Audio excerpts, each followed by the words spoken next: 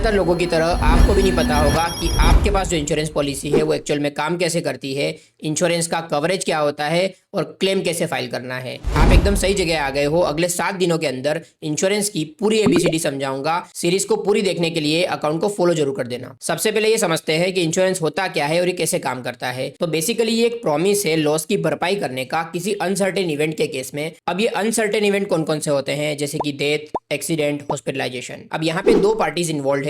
जो person promise कर रहा है उसको कहा जाता है इंश्योरेंस कंपनी, और जिस पर्सन को प्रॉमिस दिया जा रहा है उसको कहा जाता है पॉलिसी होल्डर। अब इंश्योरेंस कंपनी जब भी प्रॉमिस करती है तो वो एक अमाउंट डिसाइड करती है कि इस लिमिट तक हम लॉस की भरपाई करेंगे, और इसी लिमिट को कहा जाता है कवरेज या फिर सम इंश्योर्ड। अब ये सारी की सारी डिटेल्स एक रिटर्न डॉक्यूमेंट के फॉर्म में होती है और इसी को कहा जाता है पॉलिसी डॉक्यूमेंट। अब इंश्योरेंस कंपनी चैरिटी करने नहीं बैठी, वो पॉलिसी होल्डर से इस प्रॉमिस के बदले कुछ अमाउंट चार्ज करती है और इसी को कहा जाता है इंश्योरेंस प्रीमियम। अब पॉलिसी के हिसाब से अनसर्टेन इवेंट होने पर पॉलिसी होल्डर इंश्योरेंस कंपनी से लॉस की भरपाई करने के लिए बोलता है और इसी को कहा जाता है क्लेम लॉन्च करना। और जब इंश्योरेंस कंपनी इस लॉस की भरपाई कर देती है इसी को कहा जाता है क्लेम प्रोसेस करना। अब तक हमने इंश्योरेंस की बेसिक जानकारी ले ली है।